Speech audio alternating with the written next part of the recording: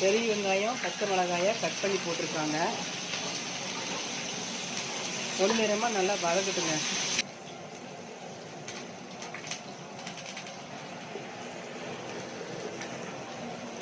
இஞ்சி பூண்டு பேஸ்ட்டு நைஸாக அரைச்சி வச்சுட்டு போடுறாங்க.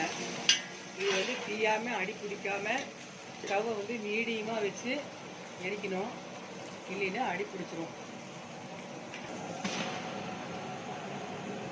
மட்டனை போட்டாச்சு. தங்கச்சி வீட்டில் இன்றைக்கி வந்து கெடா வெட்டினாங்க.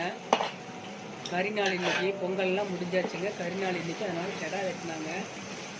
கறி ரெடி பண்ணி கொண்டாந்து கொடுத்துட்டாங்க. தாள் சுட்டாச்சுங்க. சாந்தெல்லாம் அரைச்சி ரெடியாக வச்சுருக்குது.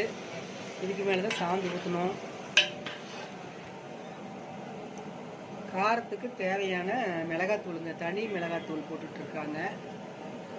எல்லாம் பச்சை வாசம் போகிற வரைக்கும் நல்லா பெரட்டிட்டு சாந்து அரைச்சி தான் ஊற்றணுங்க. தேங்க்யூ.